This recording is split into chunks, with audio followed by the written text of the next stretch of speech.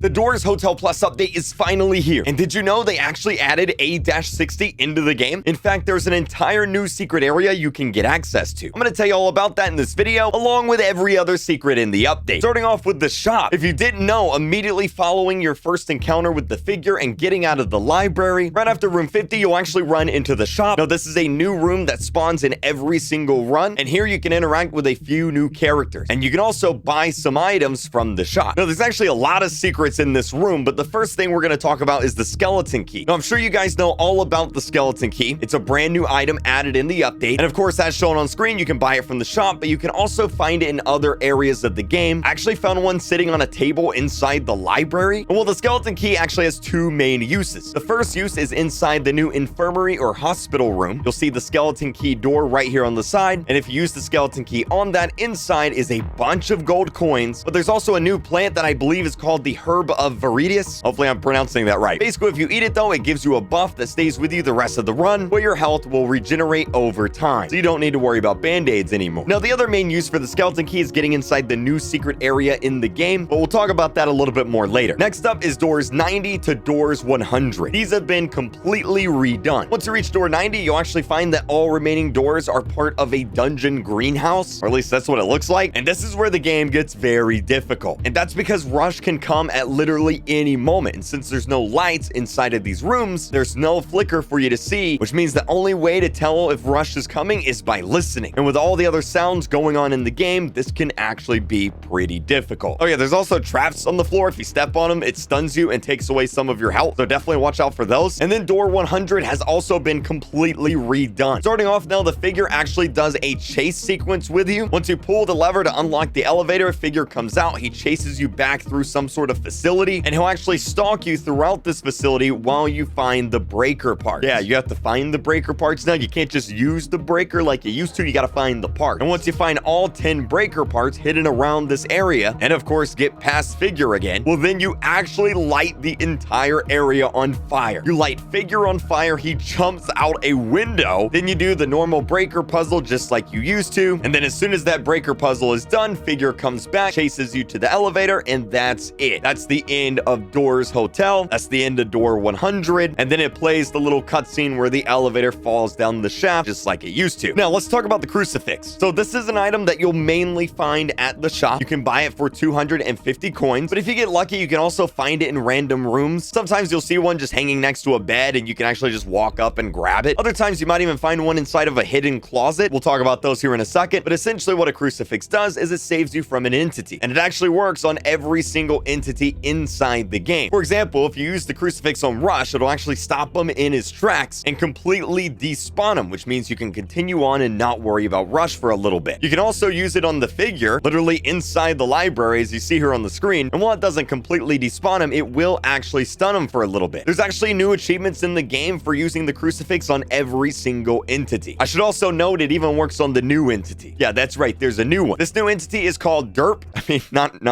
It's not called Derp. This new entity is called Dupe, and how he works is actually really interesting. Sometimes whenever you enter into a room, you actually see two exit doors. And one of these exit doors is a fake door, and the other one is the real one. How you figure out which one is which? Well, you actually have to pay attention to whatever door number you're in. So let's say, for example, you're in door 20. You see an exit door that says 21 and another one that says 22. Well, that means 21 would be the right one to go in. If you go in 22, that's going to be the one where the new entity, Derp, not Derp. Why do I keep saying that? Well, that's the one where Dupe will be hiding. Now, what happens whenever you encounter this new entity? Oh my god.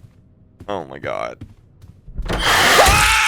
Now, along with this new entity, there's also brand new cutscenes and brand new animations for all existing entities. Like, for example, Seek here, he has a brand new animation. He runs and jumps at you a little bit scarier this time around. Of course, like I mentioned before, there's the brand new ending cutscene where the figure gets lit on fire. Now, I don't want to spoil every single new animation or every new cutscene. There's quite a bit in the game, so that's something I'll let you find yourself. Just like with these brand new hidden closets. Sometimes when you enter into a room, you'll actually find a hidden little door on the side. These are called hidden closets, and well, inside you can find a bunch of good stuff. Like for example, this chest here that whenever you open it, you get a bunch of gold. Now these chests can have a bunch of different items in it, everything from lockpicks to vitamins to gold, even a crucifix. So it's definitely worth your time to go into these hidden closets whenever you can. On a more lighthearted note though, the developers actually added 2 YouTubers into the game. During your run, you might actually find this painting of a monkey on the wall. The painting is titled The Monkey, and it's actually a reference to Code Rainster, another Roblox YouTuber. There's also this painting of Jack with a pirate hat on, and well, the painting is appropriately titled Captain Jack, a reference to this YouTuber here called Captain Jack Attack. Now, they actually also added a reference to me in the game. Whenever you're going through some of the rooms, you'll actually find this right here. This is called a fireplace, and it's because Creekcraft's videos are typically fire. Oh yeah, and also in the main lobby, you'll see the Screech plushie sitting above the fireplace. That's a real life plushie that you can actually buy and get in real life. Or if you subscribe to the channel, I might just give you a free plushie code because the developers sent me a bunch. Thank you, developers. Now, going back to the shop real quick, the guy who runs it, well, the monster who runs it, I guess, his name is actually Jeff. And on the right of the shop, you'll actually find a tip jar. And if you use your gold coins to fill that tip jar up, well, you'll actually unlock a secret in another game. That game is called Please Donate, and it actually unlocks a secret doors booth inside of that game that you can use. And the only way to unlock this is by filling up Jeff's tip jar. Now, let's talk about A-60, and let's talk about the secret room that I mentioned previously in the video. So once you reach door 60, you'll actually find a secret hole in the wall. This hole in the wall leads to a secret new area. Now, in order to unlock this secret area and get into it, you actually need 1 skeleton key and 2 lockpicks. If you don't have 2 lockpicks or a skeleton key, you cannot get in here. But what you're going to do is you're going to go ahead, you're going to use those 2 lockpicks, you're going to use the skeleton key, and then you're actually going to, well,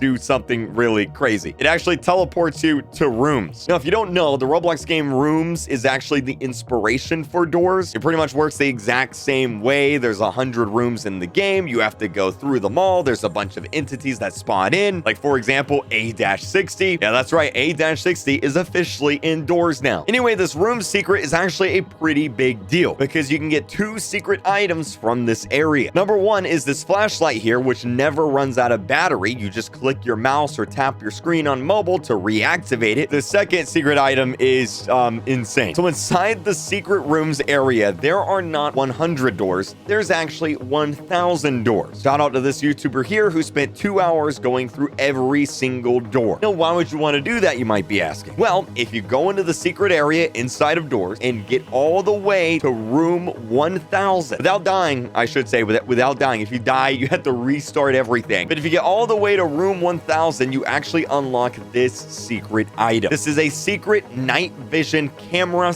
/ tablet. Not only does it let you see in the dark inside of doors, but it also shows you where every single item is at in the game through walls. Now, unfortunately, not a lot of people are probably going to be able to get this just because of the amount of difficulty and time required to do it. But if you do unlock this item, it's pretty epic. Now, you also notice in this video here on the screen, well, there's actually some weird time portal that this guy puts the tablet into. Yeah, that time portal is actually a new secret area at the end of the game at door 100. Instead of going up to the elevator, you're actually going to go down. And how this works is very simple. At the end of every run, you can put 1 item into the time portal, and then that item will stay there permanently until you take it back out. Now, you get the opportunity to take it out at the beginning of any new run, or you can just leave it in there forever. But according to my notes, that's 13 secrets inside the new update. I think I covered almost everything. If there's anything I missed, please let me know down in the comment section below.